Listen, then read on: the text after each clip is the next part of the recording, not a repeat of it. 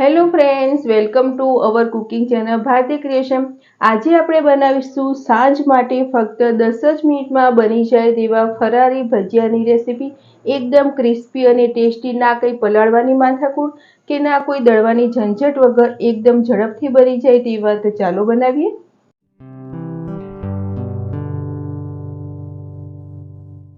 ઉપવાસ માટે એકદમ ટેસ્ટી અને ક્રિસ્પી ભજીયા બનાવવા માટે આપણે 2 નંગ જેટલા બટેકા લીધા છે. બટેકાને આપણે સારી ધોઈ લીધા છે. હવે તેના ઉપરથી આપણે છાલ કાઢી લઈશું. એ બટેકાને આપણે છાલ કાઢીને તૈયાર કરી લીધા છે. હવે આપણે આ બટેકાને છીણવાના છે. એટલે આવી જે ઝીણી હોય છે તેનાથી આપણે બટેકાને છીણી લઈશું. આપણે મીડિયમ જ છીણીશું, બહુ મોટું છીણ નહીં રાખીએ. આવી રીતે મીડિયમ છીણવાથી આપણા જે બટેકાના ભજીયા બનાવવાના છે તે સરસ રીતે ક્રિસ્પી બનશે. બંને બટેકાને આપણે સાથે છીણી લીધા છે. હવે એક નાનો ટુકડો આદુનો લીધો છે, તેને પણ આપણે બટેકા જે તે છીણ્યા છે તે છીણી લઈએ. આપણે જે છીણ કરીને તૈયાર રાખ્યું છે તે છીણને આપણે અત્યારે હવે મિક્સિંગ બાઉલમાં લઈશું. આ છીણને આપણે છીણ કરી લઈએ પછી તરત જ જે પ્રોસેસ કરવાની છે તે તરત કરીશું, કારણ કે જો છીણને આપણે થોડીક વાર રહેવા દઈશું તો તે કાળું પડવા માંડશે. તેમાં આપણે 2 નંગ જેટલા ઝીણા સમારેલા લીલા મરચાં નાખીશું. 1 ચમચી તલ. ભજીયામાં નટી ટેસ્ટ આવે એ માટે 1 ચમચી જેટલા આપણે ખાંડેલા શિંગદાણાનો ભૂકો. અડધી ચમચી જેટલા મરી, જેને આપણે અધકચરા ક્રશ કરેલા છે તે. અડધી ચમચી જીરું. ટેસ્ટ પ્રમાણે ફરારી મીઠું. 1 મોટી ચમચી જેટલી ખાંડ. ભજીયા આપણા સહેજ ખટ મીઠા લાગે એ માટે અડધા લીંબુનો રસ. હવે આપણે જે મસાલા કર્યા છે તેને આપણે બટેકાનું જે છીણ લીધું છે તેમાં સારી રીતે હાથેથી મસળીને પહેલા મિક્સ કરી લઈશું. મસાલાને આપણે છીણ સાથે સરસ રીતે મિક્સ કરી દીધા છે. તેમાં થોડા ઝીણા સમારેલા લીલા ધાણા નાખીશું.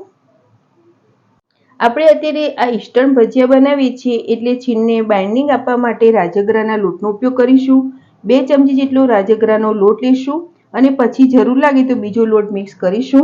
અત્યારે મેં રાજગરાનો લોટ લીધો છે. જો તમારી પાસે રાજગરાનો લોટ ન હોય તો તમે મોરૈયાને ક્રશ કરીને પણ મિક્સ કરી શકો છો, અથવા તો જે ફરારી લોટ મળે છે તેનો પણ ઉપયોગ કરી શકો છો. આપણે પહેલા 2 ચમચી જેટલો રાજગરાનો લોટ લીધો હતો.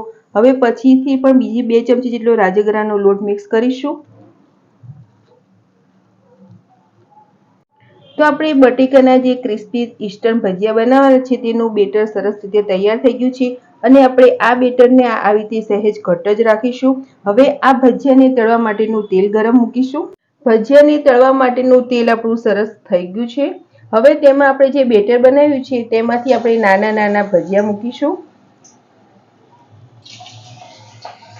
આ ભજીયાનો કોઈ શેપ નહીં આવે એટલે તમારી મરજી મુજબ તમે નાના મોટા ભજીયા બનાવી શકો છો. અને ગેસની ફ્લેમ આપણે મીડિયમ જ રાખીશું.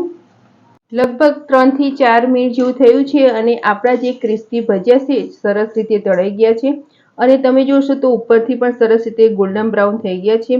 હવે આ ભજીયાને આપણે પ્લેટમાં કાઢીશું અને બીજા ભજીયાને પણ આપણે આવી રીતે તળી લઈશું. આપણે બધા જ ફરારી ભજીયાને તળીને સર્વિંગ પ્લેટમાં સર્વ કરી લીધા છે.